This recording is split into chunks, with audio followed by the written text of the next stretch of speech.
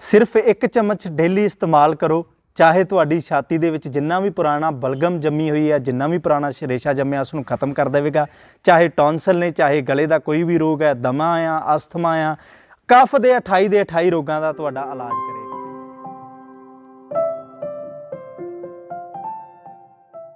सत श्री अकाल दोस्तों, मैं तुहाडे नाल तुहाडा अपना प्रगट सिंह भुल्लर ते स्वागत करदा जी तुहाडा अपने यूट्यूब चैनल ते। हुण साडीआं वीडियोज़ नूं तुसीं फेसबुक पेज सरदार प्रगट सिंह भुल्लर ते साडी वैबसाइट www.sardarpragtsinghbhuller.com ते भी देख सकते हो। अज आपां गल करांगे कि एक ऐसी दवाई दी जिहड़ी कफ दे लगभग 28 रोगां नूं बिल्कुल जड़ तो खत्म कर देवे। जे आपां इस औषधि दे गुणां दी गल करिए जिहड़ी कि तुहाडे नाल हुण तैयार करनी है, टोटल 10 चीज़ां सानू चाहिदियां ने इस नूं तैयार करन दे लई। तां दमे दे मरीजां लई भी ये दवाई बहुत कारगर रिजल्ट देगी। जिन्हां दा गला बहुत ज़्यादा खराब रहिंदा, टाउंसल बहुत ज़्यादा ना गले दे विच पेन हुंदी है, उन्हां नूं भी बहुत ज़्यादा रिजल्ट मिलणगे। जिन्हां लोकां नूं बलगम बहुत ज़्यादा बनदी है, छाती दे विच रेशा बहुत ज़्यादा बनदा है, जां अक्सर ही शिकायत करदे कि नज़ला बहुत ज़्यादा है, उन्हां दा भी इलाज करेगी। आपां एक ऐसी औषधि तुहाडे नाल सांझी करांगे, कैसी दवाई बना के तुहाडे नाल सांझा करांगे जिन्हों तुसीं आसानी दे नाल घर दे विच तैयार कर सकदे हो।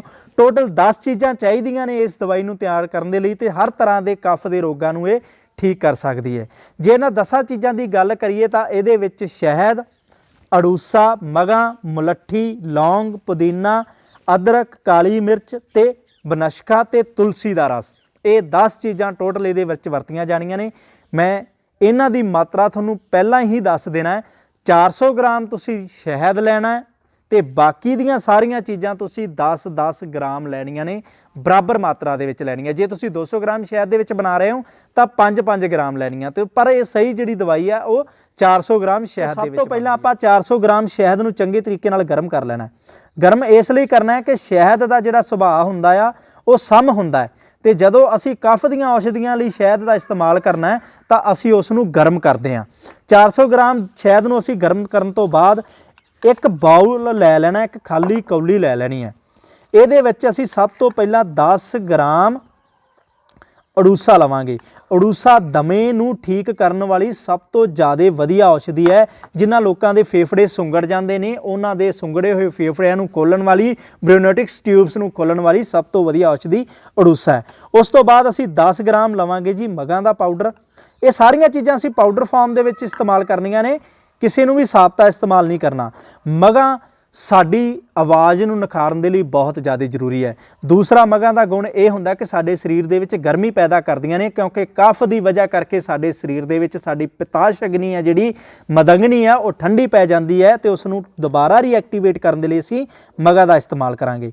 उस तो बाद असीं 10 ग्राम लैना जी मुलट्ठी दा पाउडर।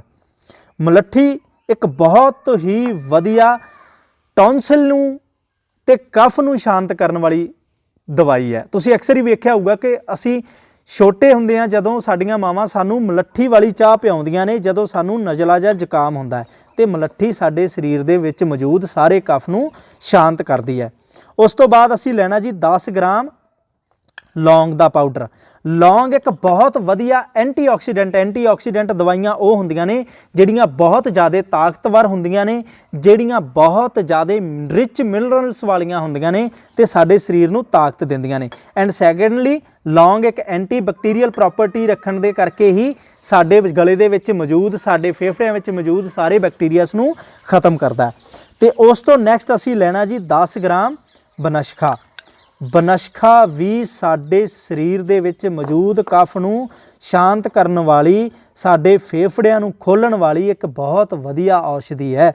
नैक्सट असीं लैना जी 10 ग्राम कालियां मिर्चां दा पाउडर। कालियां मिर्चां दा गुण एक ये है जी कि एक बहुत वधिया एंटीसैप्टिक ते एंटी बैक्टीरियल गुण रखदियां ने, एंड नाल ही एक एंटी इनफ्लामेंटरी मैडिसन भी हुंदी है। भाव शरीर दे विच किसी भी जगह ते जिहड़ी सोज आउंदी है, तुसीं देखिया होऊगा कि गल खराब होण दे नाल साडे गला सुज जांदा, जां कई वारी फेफड़िਆਂ विच सोज आ जांदी है, जां कई वारी साडी साह नली विच सोजिश आ जांदी है, जिहदी वजह करके साह लैना औखा हो जांदा है, तां उस हालात नूं ये ठीक करदी है।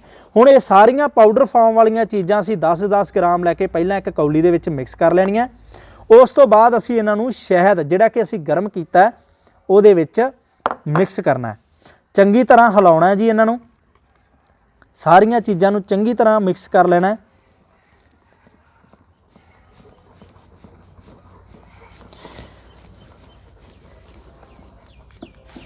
ਉਸ ਤੋਂ ਬਾਅਦ ਅਸੀਂ 10 ਗ੍ਰਾਮ ਲੈਣਾ ਜੀ ਅਦਰਕ ਦਾ ਰਸ। ਅਦਰਕ ਦੇ ਰਸ ਦਾ ਇੱਕ ਬਹੁਤ ਵਧੀਆ ਗੁਣ ਹੁੰਦਾ ਕਿ ਜਿਨ੍ਹਾਂ ਲੋਕਾਂ ਨੂੰ ਅਲਰਜੀ ਹੈ, ਕੁਝ ਲੋਕ ਸ਼ਿਕਾਇਤ ਕਰਦੇ ਕਿ ਸਾਨੂੰ ਧੂੜ ਮਿੱਟੀ ਦੇ ਵਿੱਚ ਜਾਣ ਕਰਕੇ ਜਾਂ ਸਾਨੂੰ ਕਿਸੇ ਪਸ਼ੂ ਦੇ ਵਾਲਾਂ ਤੋਂ ਜਾਂ ਕਿਸੇ ਚੀਜ਼ ਤੋਂ ਅਲਰਜੀ ਹੋ ਗਈ ਹੈ। ਉਹਨਾਂ ਮਰੀਜ਼ਾਂ ਲਈ ਅਦਰਕ ਦਾ ਰਸ ਬਹੁਤ ਜ਼ਿਆਦਾ ਜ਼ਰੂਰੀ ਹੁੰਦਾ ਹੈ ਤੇ ਇਹ ਪਲੱਸ ਐਂਟੀ ਇਨਫਲਾਮੇਟਰੀ ਪ੍ਰੋਪਰਟੀ ਵੀ ਰੱਖਦਾ ਹੈ, ਮਤਲਬ ਕਿ ਸੋਜਿਸ਼ ਨੂੰ ਖਤਮ ਕਰਨ ਵਾਲੀ ਔਸ਼ਧੀ ਵੀ ਹੈ। ਉਸ ਤੋਂ ਬਾਅਦ ਅਸੀਂ ਲਾਸਟ ਦੇ ਵਿੱਚ ਲੈਣਾ ਜੀ 10 ਗ੍ਰਾਮ ਧਨੀਆ ਨਹੀਂ, ਪੁਦੀਨਾ ਆ। 10 ਗ੍ਰਾਮ ਪੁਦੀਨਾ ਅਸੀਂ ਇਸ ਲਈ ਇਸਤੇਮਾਲ ਕਰਦੇ ਹਾਂ ਕਿਉਂਕਿ ਜਿਨ੍ਹਾਂ ਲੋਕਾਂ ਨੂੰ ਕਈ ਵਾਰੀ ਇਹ ਦੇਖਣ ਦੇ ਵਿੱਚ ਮਿਲਿਆ ਕਿ ਜਿਨ੍ਹਾਂ ਲੋਕਾਂ ਨੂੰ ਐਸਿਡਿਕ ਰਿਫਲੈਕਸ ਦੀ ਦਿੱਕਤ ਹੁੰਦੀ ਹੈ ਉਹਨਾਂ ਦਾ ਗਲਾ ਬਹੁਤ ਜ਼ਿਆਦਾ ਖਰਾਬ ਹੁੰਦਾ ਹੈ। ਫੂਡ ਪਾਈਪ ਦੇ ਵਿੱਚ ਕਈ ਵਾਰੀ ਪ੍ਰੋਬਲਮ ਆਉਣ ਦੀ ਵਜ੍ਹਾ ਕਰਕੇ ਜਾਂ ਸਾਡੇ ਗਲੇ ਦੇ ਵਿੱਚ ਬਹੁਤ ਜ਼ਿਆਦਾ ਬੈਕਟੀਰੀਆ ਜਮ੍ਹਾਂ ਹੋਣ ਦੀ ਵਜ੍ਹਾ ਕਰਕੇ ਸਾਡੇ ਟੌਨਸਿਲ ਬਹੁਤ ਜ਼ਿਆਦਾ ਵੱਧ ਜਾਂਦੇ ਨੇ। ਉਹਨਾਂ ਟੌਨਸਿਲਸ ਨੂੰ ਠੀਕ ਕਰਨ ਦੇ ਲਈ ਅਸੀਂ ਪੁਦੀਨੇ ਦਾ ਇਸਤੇਮਾਲ ਕਰਦੇ ਹਾਂ। ਇਹ ਸਾਰੀਆਂ ਚੀਜ਼ਾਂ ਅਸੀਂ ਮਿਕਸ ਕਰ ਲੈਣੀਆਂ ਨੇ ਚੰਗੀ ਤਰ੍ਹਾਂ। ਜਦੋਂ ਇਹ ਸਾਰੀਆਂ ਚੀਜ਼ਾਂ ਮਿਕਸ ਹੋ ਜਾਣ, ਇਸ ਤੋਂ ਬਾਅਦ ਅਸੀਂ ਲਾਸਟ ਤੇ ਜੋ ਸਾਡੇ ਕੋਲੇ 10 ਗ੍ਰਾਮ ਤੁਲਸੀ ਦਾ ਰਸ ਹੈ, ਇਸ ਨੂੰ ਅਸੀਂ ਇਹਦੇ ਵਿੱਚ ਐਡ ਕਰ ਦੇਣਾ। ਤੁਲਸੀ ਦਾ ਰਸ ਅਸੀਂ ਇਸ ਲਈ ਐਡ ਕਰ ਰਹੇ ਹਾਂ ਕਿਉਂਕਿ ਤੁਲਸੀ ਹਰ ਤਰ੍ਹਾਂ ਦੇ ਬੁਖਾਰ ਨੂੰ ਠੀਕ ਕਰਨ ਦੇ ਲਈ ਬਹੁਤ ਜ਼ਿਆਦਾ ਕਾਰਗਰ ਔਸ਼ਧੀ ਹੈ। ਐਂਡ ਸੈਕੰਡਲੀ ਤੁਲਸੀ ਦੇ ਵਿੱਚ ਇੱਕ ਬਹੁਤ ਵਧੀਆ ਪ੍ਰੋਪਰਟੀ ਹੁੰਦੀ ਹੈ ਕਿ ਉਹ ਕਿਸੇ ਤਰ੍ਹਾਂ ਦੇ ਬੈਕਟੀਰੀਆ ਤੇ ਵਾਇਰਸ ਨੂੰ ਖਤਮ ਕਰ ਸਕਦੀ ਹੈ, ਚਾਹੇ ਉਹ ਸਰੀਰ ਦੇ ਕਿਸੇ ਹਿੱਸੇ ਦੇ ਵਿੱਚ ਹੀ ਕਿਉਂ ਨਾ ਹੋਵੇ। ਤੁਲਸੀ ਦਾ ਰਸ 10 ਗ੍ਰਾਮ ਲੈਣਾ। ਤੁਸੀਂ ਤੁਲਸੀ ਦਾ ਰਸ ਜਿਹੜਾ ਆਪਣਾ ਆਮ ਮਿਲ ਜਾਂਦਾ ਬਾਜ਼ਾਰ ਦੇ ਵਿੱਚ, ਤੁਸੀਂ ਉਸ ਦਾ ਇਸਤੇਮਾਲ ਕਰ ਲਿਓ। 10 ml ਪੂਰਾ ਆਊਗਾ ਇਹ ਰਸ।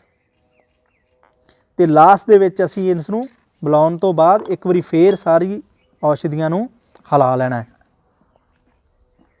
ਹੁਣ ਆਪਣੀ ਇਹ ਮੈਡੀਸਨ ਤਿਆਰ ਹੈ। ਇਸ ਤੋਂ ਬਾਅਦ ਅਸੀਂ ਇਸ ਨੂੰ ਇੱਕ ਕੱਚ ਦੇ ਜਾਰ ਦੇ ਵਿੱਚ, ਇੱਕ ਕੱਚ ਦਾ ਜਾਰ ਲੈ ਲੈਣਾ, ਉਹਦੇ ਵਿੱਚ ਅਸੀਂ ਇਹਨੂੰ ਸਟੋਰ ਕਰਨਾ ਹੈ। ਇੱਥੇ ਇੱਕ ਬਹੁਤ ਜ਼ਿਆਦਾ ਸਪੈਸ਼ਲ ਪੁਆਇੰਟ ਹੈ ਕਿ ਇਸ ਨੂੰ ਤੁਸੀਂ ਪਹਿਲੇ ਦਿਨ ਤੋਂ ਇਸਤੇਮਾਲ ਨਹੀਂ ਕਰਨਾਗਾ।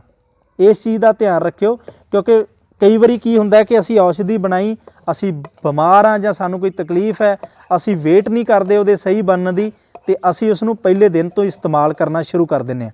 ਨਹੀਂ, ਇਦਾਂ ਦੀ ਗਲਤੀ ਤੁਸੀਂ ਨਹੀਂ ਕਰਨੀਗੀ। ਇਸ ਨੂੰ ਜਾਂ ਤਾਂ ਤੁਸੀਂ 2 ਜਾਰ ਲੈ ਲਓ ਜੇ ਤੁਹਾਨੂੰ ਬਹੁਤ ਜ਼ਿਆਦਾ ਤਕਲੀਫ ਹੈ। 2 ਜਾਰ ਮੈਂ ਇਸ ਲਈ ਕਹਿ ਰਿਹਾ ਕਿਉਂਕਿ ਪਹਿਲੇ ਜਾਰ ਨੂੰ ਤੁਸੀਂ ਖੋਲ੍ਹਣਾ ਆ 1 ਹਫ਼ਤੇ ਬਾਅਦ ਤੇ ਦੂਸਰੇ ਜਾਰ ਨੂੰ ਤੁਸੀਂ ਖੋਲ੍ਹਣਾ ਆ 28 ਦਿਨਾਂ ਦੇ ਬਾਅਦ। ਤੇ 28 ਦਿਨਾਂ ਬਾਅਦ ਜਿਹੜੀ ਇਹਦੀ ਦਵਾਈ ਤਿਆਰ ਹੋਊਗੀ ਉਸ ਦਾ ਤੁਸੀਂ ਇਸਤੇਮਾਲ ਕਰਨਾ। ਮੈਂ ਦੁਬਾਰੇ ਫਿਰ ਰਿਪੀਟ ਕਰ ਦੇਣਾ ਕਿ ਅਗਰ ਤੁਹਾਨੂੰ ਬਹੁਤ ਜ਼ਿਆਦਾ ਤਕਲੀਫ ਹੈ, ਤੁਸੀਂ ਇਹਨੂੰ ਪਹਿਲਾਂ 7 ਦਿਨ ਲਈ ਇੱਕ ਅਲੱਗ ਜਾਰ ਦੇ ਵਿੱਚ ਸਟੋਰ ਕਰ ਲਓ। 7ਵੇਂ ਦਿਨ ਬਾਅਦ ਪਹਿਲੇ ਜਾਰ ਨੂੰ ਖੋਲ੍ਹ ਕੇ ਉਸ ਦਾ ਇਸਤੇਮਾਲ ਕਰੋ ਤੇ ਸਹੀ ਦਵਾਈ ਪਰ ਜਿਹੜੀ ਆ ਉਹ 28 ਦਿਨਾਂ ਬਾਅਦ ਬਣਦੀ ਆ। ਇਸ ਦਵਾਈ ਨੂੰ ਇਸਤੇਮਾਲ ਕਰਨ ਦਾ ਤਰੀਕਾ ਕੀ ਹੈ ਕਿ ਜਿਨ੍ਹਾਂ ਲੋਕਾਂ ਨੂੰ ਛਾਤੀ ਦੇ ਵਿੱਚ ਕਫ ਹੈ ਉਹਨਾਂ ਨੇ ਸ਼ਾਮ ਨੂੰ 1 ਚਮਚ ਲੈਣਾ ਹੈ। ਜਿਨ੍ਹਾਂ ਲੋਕਾਂ ਨੂੰ ਸਿਰ ਦੇ ਵਿੱਚ ਕਫ ਹੈ, ਸਿਰ ਦੇ ਵਿੱਚ ਰੇਸ਼ਾ, ਉਹਨਾਂ ਨੇ ਸੁਬਾਹ 1 ਚਮਚ ਲੈਣਾ। ਵੈਸੇ ਤੁਸੀਂ ਦੋਨੋਂ ਟਾਈਮ ਇਸ ਦਵਾਈ ਦਾ ਇਸਤੇਮਾਲ ਕਰ ਸਕਦੇ ਹੋ, ਸਿਰਫ ਦੁਪਹਿਰੇ ਇਸ ਦਵਾਈ ਦਾ ਇਸਤੇਮਾਲ ਨਹੀਂ ਕਰਨਾ। ਜਦੋਂ ਅਸੀਂ 10 ਸਾਲ ਤੋਂ ਛੋਟੇ ਬੱਚੇ ਨੂੰ ਦੇਣੀ ਹੈ ਤਾਂ ਚਮਚੇ ਦਾ ਚੌਥਾ ਹਿੱਸਾ ਲੈਣਾ। ਇੱਕ ਖਾਸ ਤਰੀਕਾ ਇਸ ਦਵਾਈ ਨੂੰ ਲੈਣ ਦਾ ਕਿ ਜਿੰਨੀ ਵੀ ਮਾਤਰਾ ਵਿੱਚ ਤੁਸੀਂ ਅਗਰ 10 ਸਾਲ ਤੋਂ ਛੋਟੇ ਬੱਚੇ ਨੂੰ ਦੇਣੀ ਹੈ ਤੇ ਚੌਥਾ ਹਿੱਸਾ ਚਮਚੇ ਦਾ, ਉਸ ਤੋਂ ਉੱਪਰ ਦੇਣੀ ਹੈ ਤੇ ਤੁਸੀਂ 1 ਚਮਚਾ ਤੁਸੀਂ ਲੈ ਸਕਦੇ ਹੋ। ਇਸ ਦਵਾਈ ਦਾ 1 ਚਮਚਾ ਲੈ ਕੇ ਕੌਲੀ 'ਚ ਪਾ ਕੇ ਹਲਕਾ ਜਿਹਾ ਗਰਮ ਕਰਕੇ ਉਂਗਲਾਂ ਨਾਲ ਚੱਟਣਾ ਹੈ। ਇਹ ਇਹਦਾ ਸਹੀ ਤਰੀਕਾ ਹੈ ਲੈਣ ਦਾ। ਤੇ ਇਸ ਦਵਾਈ ਨੂੰ ਵਰਤਣ ਦਾ ਇੱਕੋ ਹੀ ਪਰਹੇਜ਼ ਹੈ। ਜਿਨ੍ਹਾਂ ਲੋਕਾਂ ਨੂੰ ਚਮੜੀ ਰੋਗ ਹੈ ਕੋਈ ਵੀ, ਉਹ ਲੋਕ ਇਸ ਦਵਾਈ ਦਾ ਇਸਤੇਮਾਲ ਨਾ ਕਰਨ। ਜਾਂ ਜਿਨ੍ਹਾਂ ਲੋਕਾਂ ਦਾ ਪਿਸ਼ਾਬ ਦਾ ਰੰਗ ਬਹੁਤ ਪੀਲਾ ਹੈ, ਅੱਖਾਂ ਦਾ ਰੰਗ ਪੀਲਾ ਹੈ, ਚਮੜੀ ਦਾ ਰੰਗ ਪੀਲਾ, ਭਾਵ ਕੋਈ ਵੀ ਪਿੱਤ ਦਾ ਕੋਈ ਵੀ ਉਹਨਾਂ ਨੂੰ ਰੋਗ ਹੈਗਾ, ਉਹ ਲੋਕ ਇਸ ਦਵਾਈ ਦਾ ਇਸਤੇਮਾਲ ਨਾ ਕਰਨ।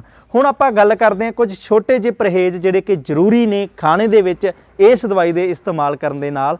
ਉਹ ਕੀ ਨੇ? ਪਰਹੇਜ਼ ਬਹੁਤ ਜ਼ਿਆਦਾ ਜ਼ਰੂਰੀ ਨੇ ਕਿ ਕਫ ਦੇ ਰੋਗਾਂ ਦੇ ਵਿੱਚ ਪਰਹੇਜ਼ ਸਭ ਤੋਂ ਇੰਪੋਰਟੈਂਟ ਇਹ ਹੈ ਕਿ ਜਦੋਂ ਵੀ ਤੁਸੀਂ ਖਾਣਾ, ਉਸ ਖਾਣਾ ਖਾਣ ਤੋਂ ਬਾਅਦ ਤੁਸੀਂ ਕਦੀ ਵੀ ਪਾਣੀ ਨਹੀਂ ਪੀਣਾ।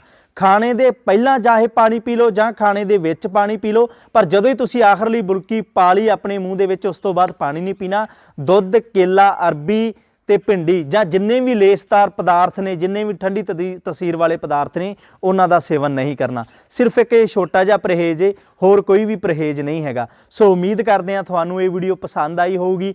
ਹੋਰਨਾਂ ਵੀਡੀਓ ਦੀ ਤਰ੍ਹਾਂ ਜਿਸ ਤਰ੍ਹਾਂ ਤੁਸੀਂ ਸਾਨੂੰ ਪਿਆਰ ਬਖਸ਼ਿਆ YouTube ਤੇ Facebook ਤੇ ਸਾਡੀ ਵੈਬਸਾਈਟ ਤੇ, ਇਸ ਵੀਡੀਓ ਨੂੰ ਵੀ ਵੱਧ ਤੋਂ ਵੱਧ ਲੋਕਾਂ ਤੱਕ ਜ਼ਰੂਰ ਸ਼ੇਅਰ ਕਰਿਓ। ਥੈਂਕ ਯੂ ਜੀ।